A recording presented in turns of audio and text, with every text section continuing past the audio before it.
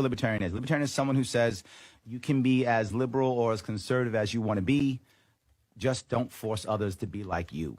Got it. That's what we are all about. We are all about long-term solutions, not short-term solutions. We're all about changing culture, not just changing law. Law, we have to remember something. At the end of almost every single law is a guy or a gal with a gun who will put you in a cage. And if you don't want to go in that cage, he or she is going to kill you. That means you only use law when it really matters, not just because I'm angry, not because I don't like you, not because you should do some activity I think you shouldn't do or whatever the case may be. It's only for important things like life and liberty and property and things like that. That's when you use violence. That's when you use force. That's what libertarians are all about.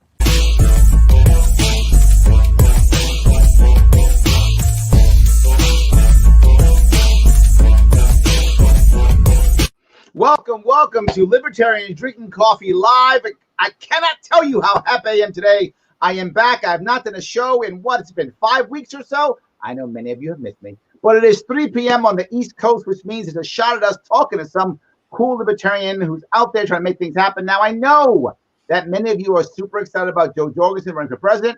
I'm glad. I'm going to vote for her also. And in addition to that, there are hundreds of local libertarians running throughout this country, trying to make impact in their own communities, in their own world, and we have to support them too. So let's support them.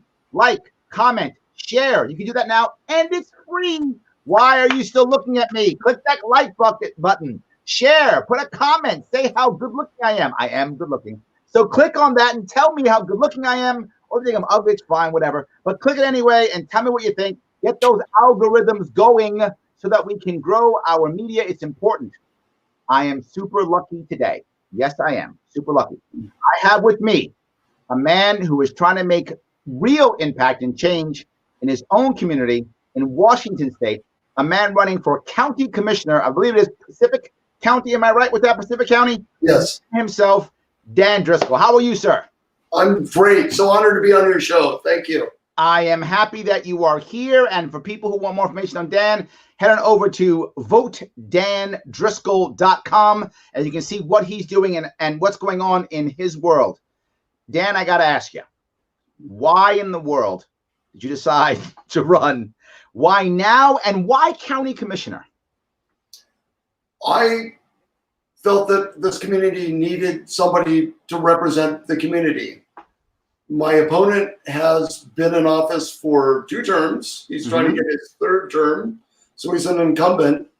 And it's my opinion and the opinion of a lot of my supporters that he does not represent the community. Got it. Listen to the community. He does not work for the community. He works for himself and the party he's associated with. So tell me about your race. Is this a 2-person race, 3-person race, 5-person race? How's your race work? Well, we had a primary, and the opponent and I made it through the primary. Okay, so like a jungle primary, top 2? Top 2. Got it. Okay. And first of all, I want to let everyone know, because it's 3 o'clock where you are, it's high noon here. So it makes me want to do something really dramatic, which is why I'm here on the very west of the West Coast in a rainstorm, at the graveyard of the Pacific, the mouth of the Columbia River. But you're not going to draw a pistol on me, are you? A 6-shooter? No. That's the whole thing. It's like, and I think this is true of everybody when they enter something new. You want to do the big and dramatic things. Absolutely. But to succeed, it's about doing the basics, the fundamentals. Yes. And it's been hard in this year of COVID. A challenger like me would normally go door knocking and meet people and hear what people want and learn from the people of the county. This year, where we live, Washington State has been restricted. It had the first COVID case in the whole U.S. So we've had restricted access in our businesses and our schools. And it, in my opinion, would have been a bad move politically to door knock. No, I get it. And look, I live in New York State, and my governor, His Majesty King Andrew Cuomo II, all hail the king, he has deemed me non-essential. So I don't even get to work. I got to sit in my house all day. So I'm with you. I get it. It's challenging for sure. And which is why I'm glad you came on this show to help get your name out and people see what you're doing. But you are, I mean, what you do is you're an outdoors guy, right? I mean, that's what you do. Yeah, I'm a shellfish farmer. I farm oysters. My family's been doing sustainable aquaculture since 1933. I bought my first tideland in 1981, and it's not that I'm that worked up about the mask laws, but I forget to take a mask with me a lot of time because most of my work I do by myself, and there's no reason to have a mask. So it's strange when you want to go to the grocery store and you have to put a mask on before you walk in.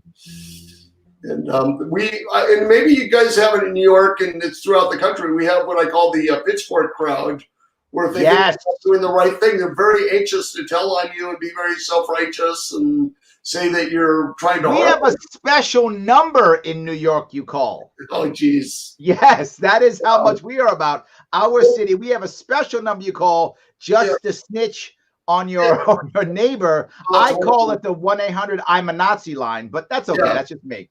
Well, the thing about the COVID response in general, and I'm not going to be critical of anybody's specific response, because to me it's like armchair quarterbacking. Yep. Yeah, a year ago, none of us were expecting this or planning for it. Sure. But in general, what's made the responses really unfortunate is that people deciding what we're going to do as a society and our government aren't affected by the decisions. Yes, absolutely. They're getting paid the same. They're maybe even having to work less. I'm not sure, And it's very unfair to people that are deemed non-essential that, have their livelihoods threatened. And 100%. And there's a lot of effects from this pandemic that we're going to be feeling for years after it's 100%. Over. Yes.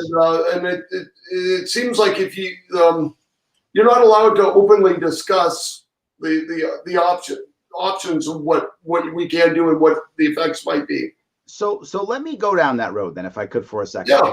There's got to be several issues that are bothering you personally, right? I mean, the reason why you ran and COVID, I'm sure, and there's probably 10,000 issues you're concerned about. But can you give me like the top 3 that kind of rise to the top for you, and tell me why they matter for you locally in your community? Well, I think they matter to everybody. Okay. I think, and I'm telling you, I am a flawed person that makes mistakes every day, and some of them are pretty major. So I'm not the kind of person that wants to call up and snitch on somebody else or throw stones at somebody else.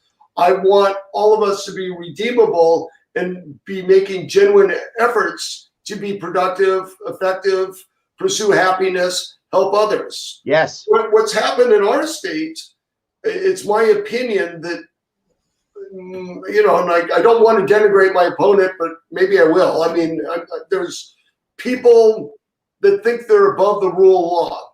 Yep. And then my opponent definitely supports the certain rules for certain people. And the reason why I brought up me being flawed, I think we're all flawed. And I think the more power we get, the more likely we're going to witness those flaws. Yes. And the only thing that will save us is if we're all under the umbrella of the same rule of law. Mm-hmm. And the laws need to be simple, and they need to be, laws that people understand and can execute.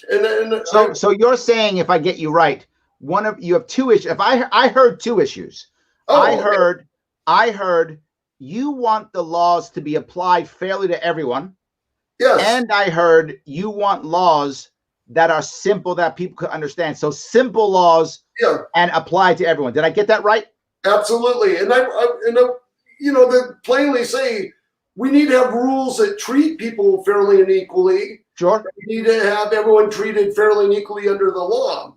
But when I say the laws are simple, a lot of times, even people within government organizations don't understand. They have fundamental misunderstandings of their own laws and infraction systems. Absolutely. And if then because I wouldn't have a business if it wasn't for attorneys in our court system. So I'm not going to be critical of that. But in America right now, you only get the justice you can afford. I remember years ago, a lawyer friend of mine who I love, I was talking about this, and he says he often will talk to his clients and he'll say very forward to them, he'll say, can you afford justice? That's what he would actually say. He's like, look, you can do it, but can you afford justice? If you can afford it, he's like, I'll get it for you.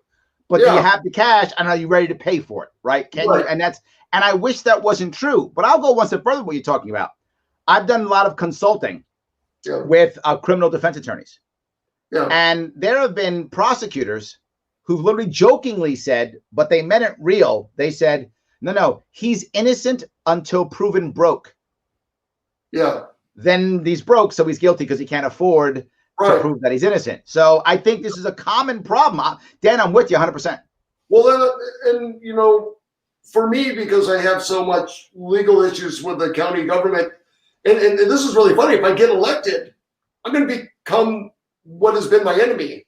You know, like we defeated you. But Lincoln did say, if I make my enemy my friend, haven't I destroyed my enemy? So who knows? That maybe. But and then I don't know. I get lost when I think about it all. But well, you had a very special story, right? I mean, you have a very special story, and there's a video on this. And guys, I'm gonna show a little clip of it so you guys see it. And this is one of the ways that I actually learned about Dan in the first place. I'll show this clip real fast. It's on YouTube. You can just you can go on YouTube and type in Dan Driscoll, Oysterville. This will pop right up, and I'll show you just a couple minutes of it so you can see it. And this is part of why he is who he is and what he's doing. Driscoll. I'm the last oysterman left in Oysterville. Oysterville Sea Farms is my heritage. There we it's go. My life's work. And I never thought that I'd have it taken away from me in one day. So just to be clear, the government was literally your enemy here as it was trying to do what it said was right. Is that correct? I would phrase it differently. It was everybody's enemy because it wasn't. It was treating untrue and thus unprovable allegations as they were fact. So gotcha. Due process, and it was very personalized attack on me, but it was basically a government attack on a business. So everybody that was affected by that business was negatively affected by these unlawful actions. So are you still the only oyster farm in Oysterville?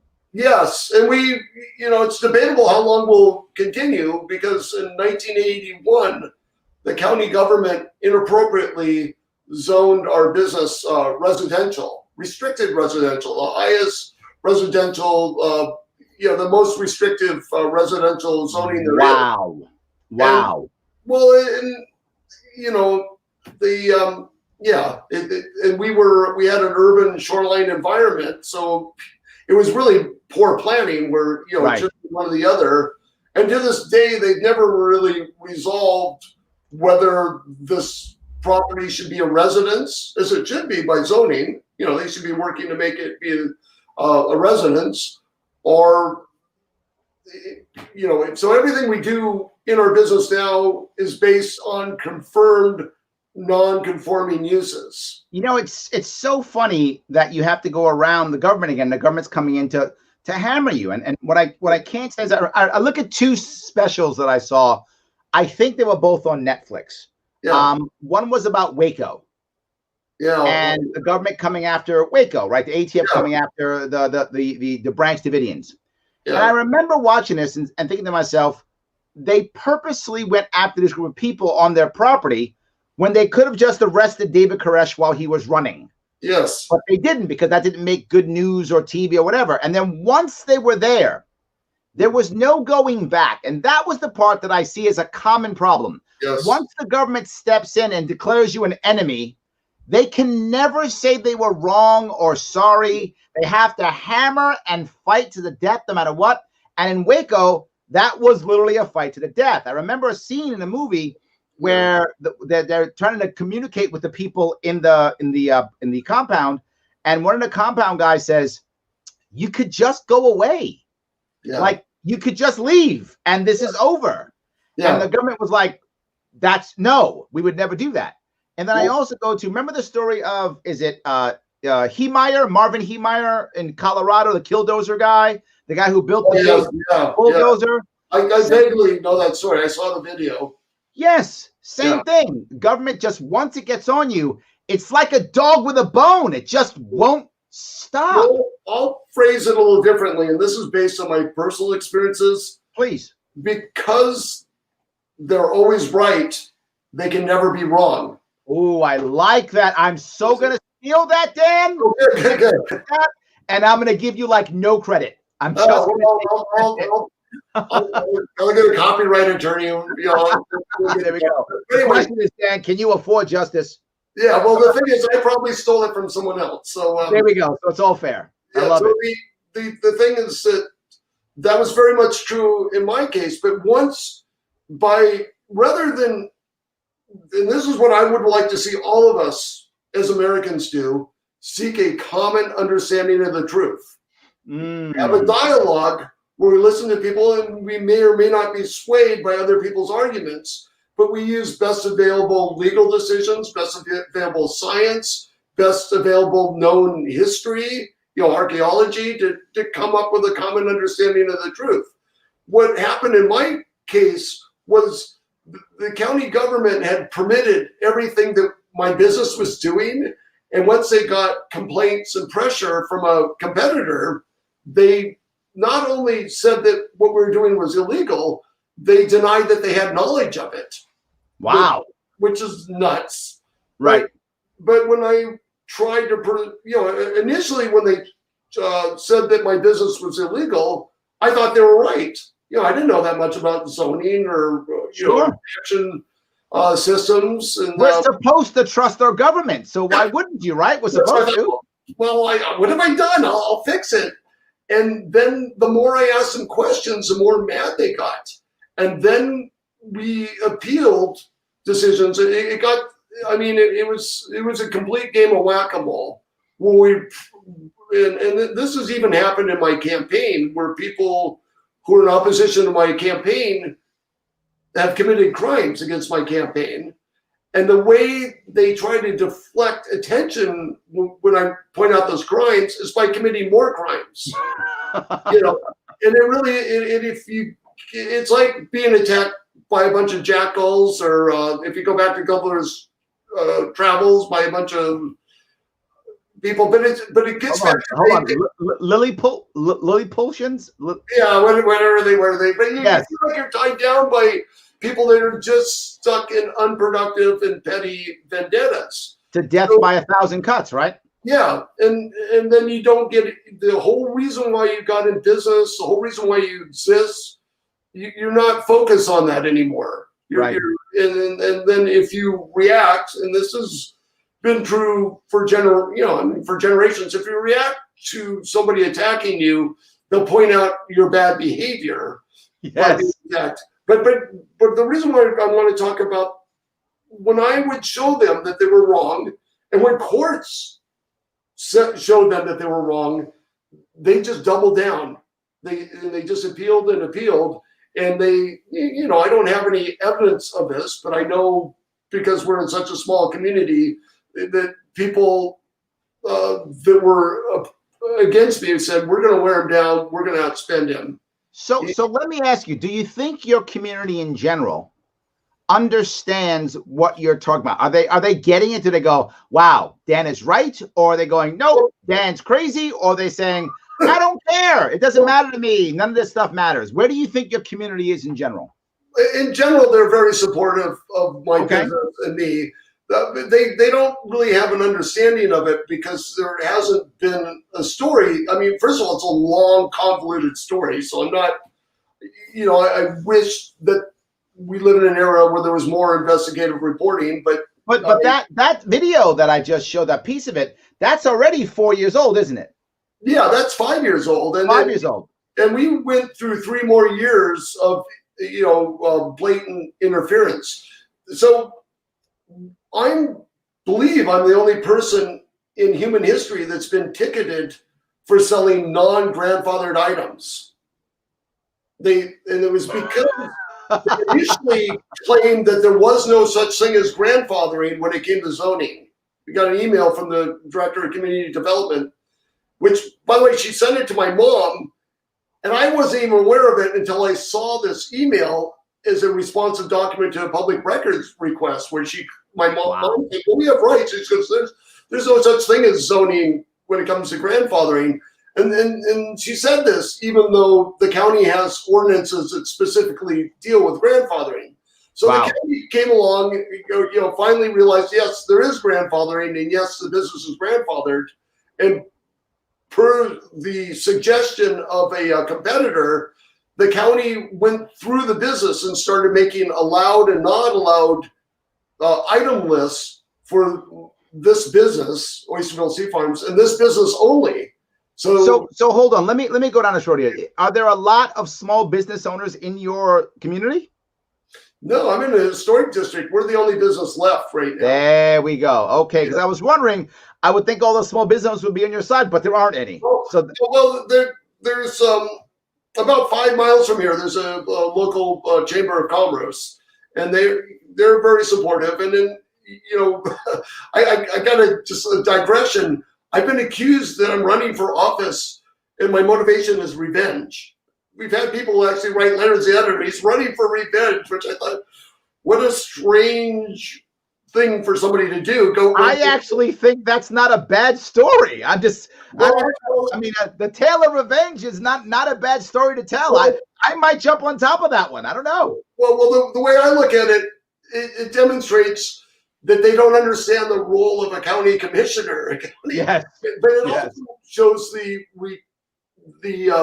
how you say, culture of retaliation. Yes, which absolutely. Should never be government's role. But they're actually, you've hit a valid point, right? What they're actually doing is they're projecting themselves onto you because they would do that. Yeah. So they now assume you would. They're actually looking in a mirror when they do that. Yeah. And I'm not a real deep thinker, but I just keep going back to, I was on the board of directors for the Seattle, Film Festival. Mm-hmm. And I think I was like 21 at the time. So the film I brought in was called Return of the Jedi. No, it's called Revenge of the Jedi. And then they changed the title. They changed the title. That's right. Yeah. Only Star Wars geeks know that. That's true. Yes, absolutely. But because only the Sith can have revenge. The what? That's why it was only the Sith can have revenge. That's why it was Revenge of the Sith, but Return of the Jedi. Yes. Oh, we just geeked out on the show. Thank you so much for that. I appreciate that. The influence on me. Revenge is not good. If the Jedi don't want revenge, then I should want revenge. There we go. I like that. We all should be like the Jedi. There we go. I love that. Very nice. So let me go to what you actually talked about, which is the issue is you don't have that many businesses in your community now, not as many. You've got people who think you're revenge. You got COVID out there. How does a guy like you make impact, right? How do you get the people around you to go, you know what? Yeah, Dan's the change we need. How do you do that now with all these things that are clearly, obstacles? Well, I didn't file until a few days before. Mm-hmm. Literally a couple of days. I had no idea I was going to run for county commissioner. And it was because I felt that my opponent has demonstrated in his previous 2 terms that he's uniquely unqualified for the position by supporting unlawful activities of the government. And clearly about revenge. What? Well, I'm kidding. Trying to make things better. In Washington State, and it's funny how things become normal. I'm old enough, I remember going to poll places. Yeah. But it's been a while in Washington State where I don't remember when. So we vote by mail. Yep. And the other thing that's interesting in Washington State is they make you state your party preference. You can put none. You can put independent. You can pick any party. Or libertarian? Or libertarian. And the funny thing is, I didn't know any libertarians before I filed. I did. Well, I knew a couple. I didn't know they were libertarians. It's sort of like coming out. It's like, well, I came out years ago. It's a big deal, So I said preferred libertarian. You want to guess how long I've officially been a member of Washington State's Libertarian Party? How long? 3 weeks and 1 day. Look at you go. Welcome aboard, my friend. I'm glad to have you. Thank you. And actually, one of the great things about this campaign is I've met libertarians from all over the country who I've learned from and been supported by and been inspired by. But so in Washington State, you don't actually have to belong to a party. I said, well, I prefer libertarian.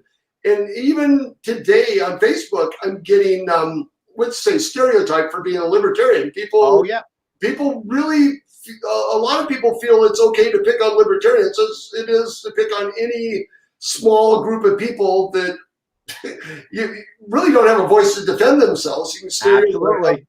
So after doing that, I joined the party. The next day, I had a fantastic interview with Michael Pickens, who's a libertarian in Washington State.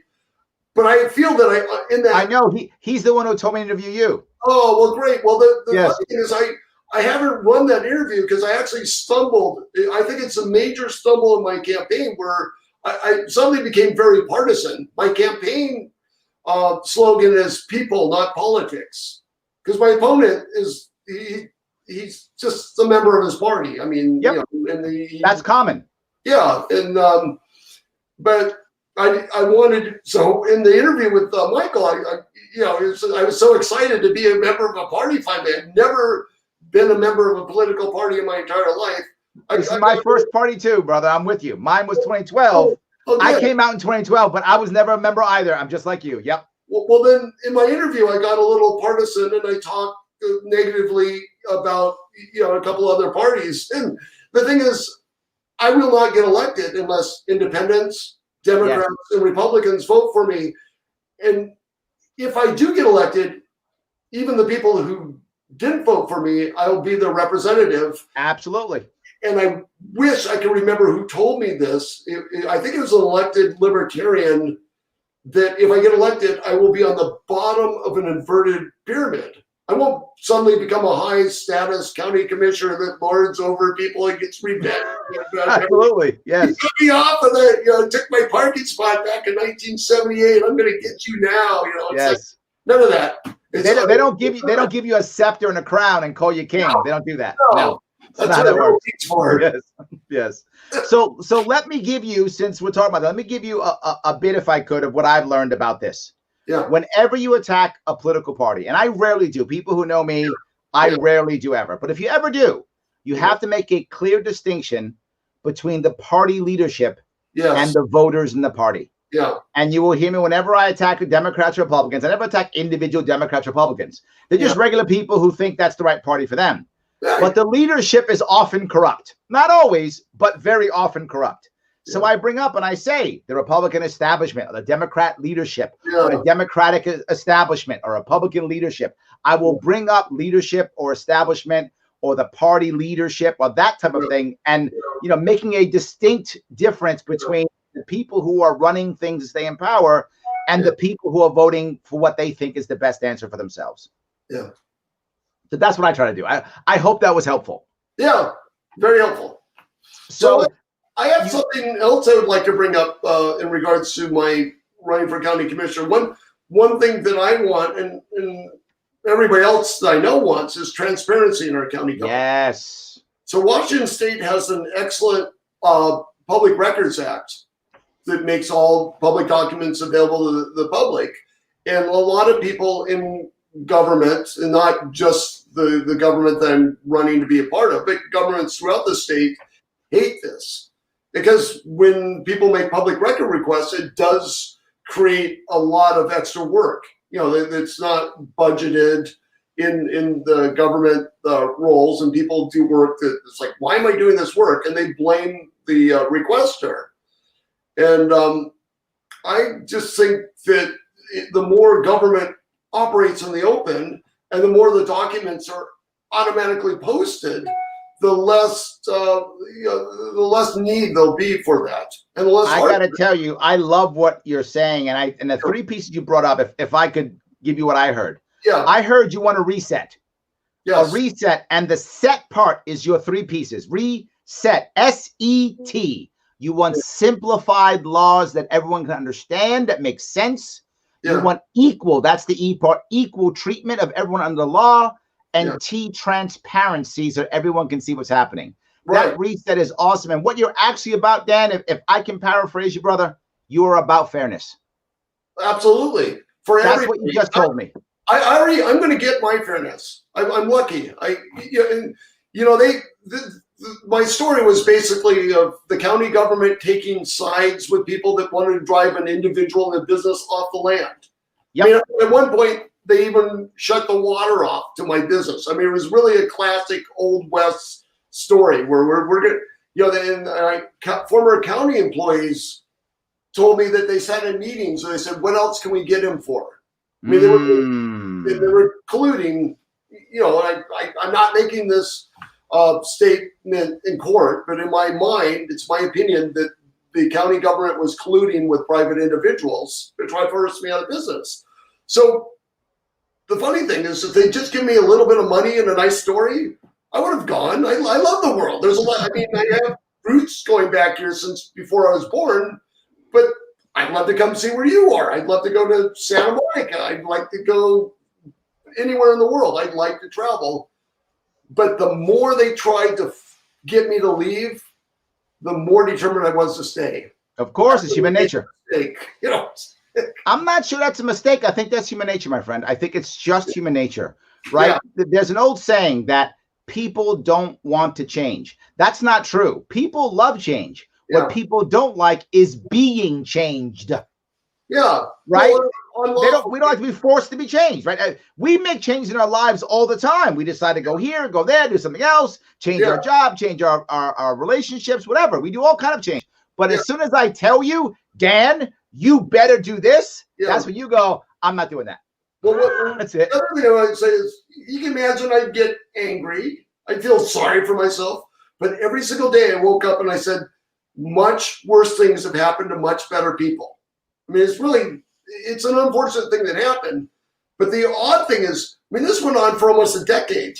And you have a county government. I mean, what was so odd about our county government is they're basically trying to argue that it's government's role to decide what foods go with other foods. Yes, we have that in New York too. Absolutely. Well, it's why? But they ticketed this business for selling pasta because they said pasta doesn't go with seafood. So I don't think that'd fly in New York. But no, you did it in New York City, you would literally have riots in the streets again, guaranteed. That's it. Absolutely. Yes. Yeah. Absolutely. Yeah. So it's crazy. Yeah. So let me ask you, I hope you win your seat. Obviously, I hope you do. But if you don't win your seat, do you have like a secondary win, right? What you would still say, even though I didn't win the seat, I still think I won because of this thing, or no, it's okay if you don't have one. I'm just curious if you do. I have several. And I think one is very legitimate. I've shown in this area of Washington State that, okay, first of all, I've shown that, like so many times in my life, I failed an IQ test. People told me I was going to lose 5 to 10% of the vote by filing as a libertarian. And in the primary, I was 100 votes behind my opponent. I hope to change that in the final. And I'm right in. But how many votes are there in general? I mean, I don't know. Let's just leave it at that. It's such a small county; it doesn't do me. Oh, okay, fine, okay. But I mean, it's a close race.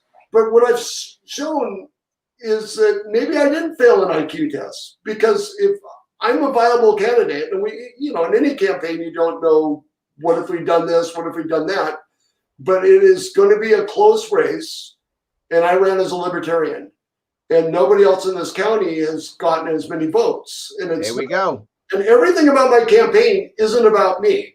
It's about what the people want. I've had so much support come my way that I didn't create, I responded to and tried to work with it the best I can. And I think that's true in pretty much all campaigns. So let me step on that if I could right now. We talk about support. Guys, if you want to support someone who is a small business owner who cares about his community, who wants to make change locally, then head on over to votedandriscoll.com and donate what you can donate. Whatever you can give that now. Take a few minutes, head over there right now to votedandriscoll.com. If you got a couple bucks, throw him a couple bucks. He can use $10. He could use $1,000, but don't go over $1,000. He'll get in trouble. I know someone right now is like, I want to give him $5,000. I know you do, but he'll get in trouble. Don't do that. Only give him $1,000. So just give him whatever you can give him. He's happy to take it. He needs signs. He needs door hangers. He needs Facebook ads. He needs all those things. Look, we're in the final stretch. We got about 2 weeks left of this damn thing. So if you want him to make some impact, you see he's 100 votes away. Well, he can make that up if we throw him some cash. Let's throw him some money if we can. But if you can, if you're in a spot where you really can't give Dan any money, I get it. You know what you can do? You can like, comment, and share all of his stuff on Facebook. You can go there, you can click like, and you can comment, you can share, and you can get people to see who he is. That you can absolutely do. And if you're really talented, if you say, Larry, I don't have money, but I'm super talented, I hope you are, then give him some social media love. Write some stuff about him, put up a meme, whatever the case may be. We got 2 weeks left, guys. Don't drop the ball on this. This is someone who's new to our party. He's joined. We're supporting him. So let's support him. VoteDanDriscoll.com. Give what you can give. If you can't give money, no worries. Give him some time. Give him some love, some likes, some comments, some shares on his social media. It does matter. Thank you, Dan. Keep going. I apologize. I want to make sure people got that. You're trying to make something happen and you need help. Well, the other thing is Vote for Driscoll is my Facebook page. There we go. Facebook page, Vote for Driscoll. Head right over there. Click, like, do whatever you got to do.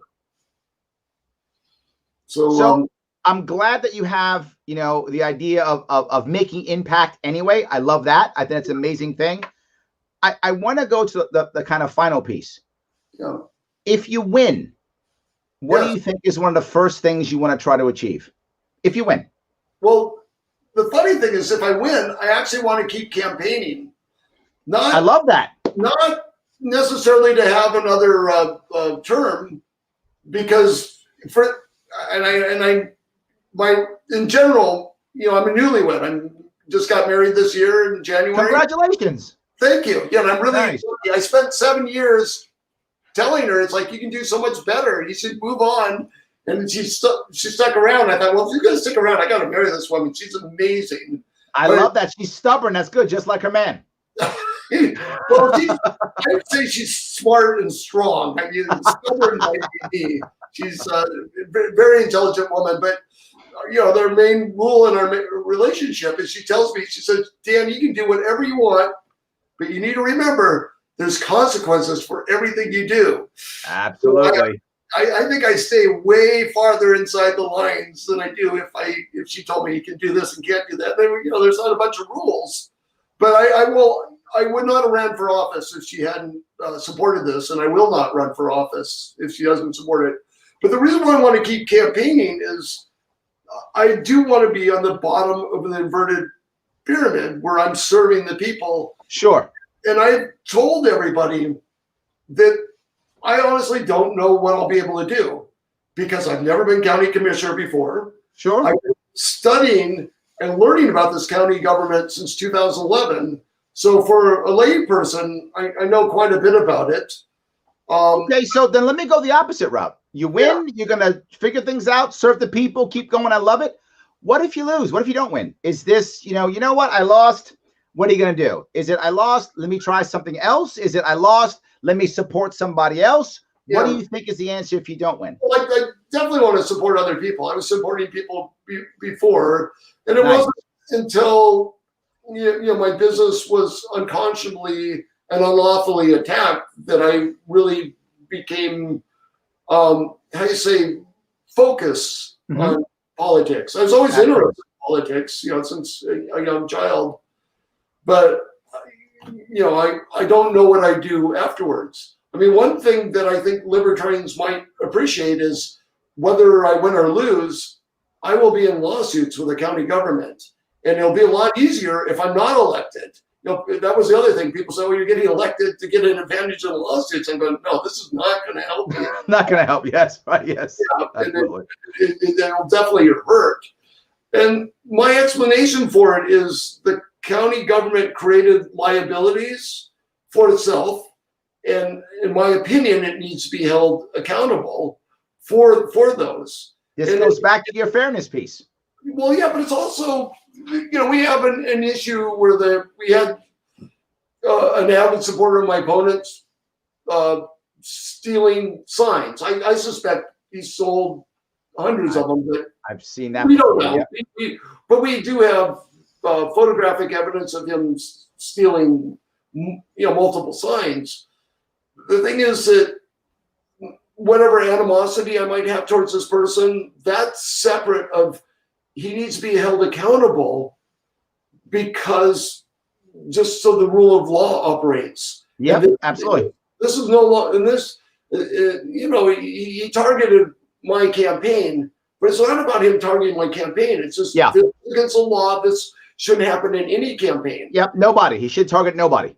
And I know, because you have supporters that are supporting both of the major presidential candidates, that their signs get stolen and damaged all the time, and they act as if it's only happening to them. It's like, no, what's happening is we're allowing bad behavior to become the norm. And in a way, we're rewarding it. Yeah, but we have to operate under the rule of law and defend other violation of other people's property besides our own. What you hear me say all the time is, a lot of people who say the libertarian will say, don't tread on me. And I say, no. Don't tread on anyone. Well, you know what I say? Don't tread on anyone. I say don't tread on mirth. I like that. Okay. Yes. Fine. Because we're here to pursue happiness. I love it. Absolutely. Well, Dan, I want to say thank you so much for coming on. I think it was a great chat. For those of you who want more information on Dan, please head over to votedriscoll.com. Or was it Vote for Driscoll? What is it? Facebook page? Vote for Driscoll. Vote for Driscoll Facebook page. Get more info on him. Yeah. Dan, thank you for coming. I really appreciate it. Good luck in your race. Oh, thank you. Thank you so much. Thank you, everybody who joined us. I appreciate it, guys. Thank you so much. I'll talk